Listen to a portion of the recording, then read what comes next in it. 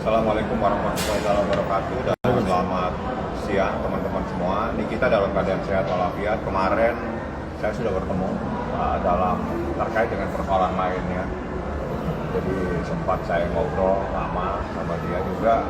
Ya kita harus jelaskan kepada dia proses hukum terkait dengan adanya penahanan tersebut. Jadi penahanan ini diperpanjang lagi menjadi 30 hari sehingga berakhir pada tanggal 1 Juni tahun 2025. Jadi itu adalah perpanjangan penahanan yang ketiga kalinya. Jadi ditahan pertama 20 hari, diperpanjang 40 hari dan diperpanjang lagi 30 hari. Pertanyaannya kenapa diperpanjang? Karena ancaman hukumannya adalah di atas 9 tahun dan itu dibenarkan sesuai dengan pasal 29 KUHP. Jadi kalau aturan sesuai, persoalannya kenapa harus diperpanjang terus? Kalau belum siap ya sudah lepaskan saja. Ngapain dipaksa-paksa perkara seperti ini? Itu saja yang saya minta.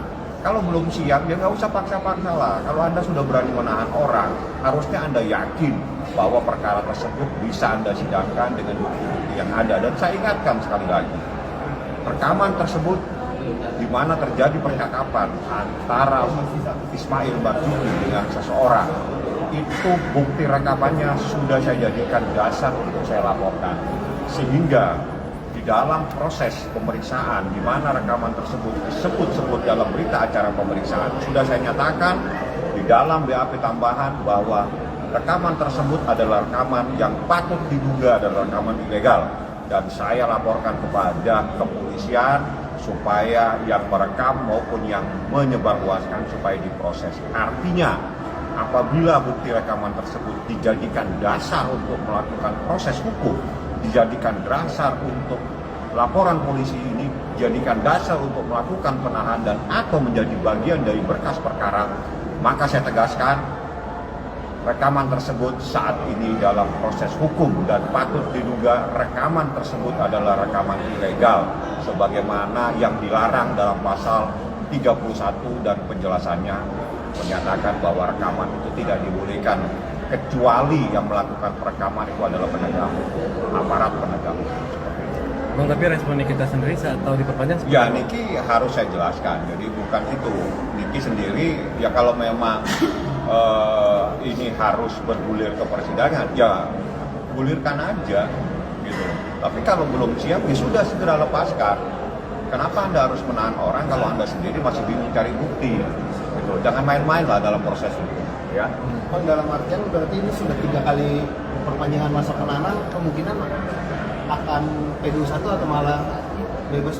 Saya nggak tahu, tanya ke penyidik ya, karena itu urusannya penyidik. Yang jelas penahanan tersebut adalah sesuai dengan pasal 29 KUHP karena ancamannya di atas 9 tahun.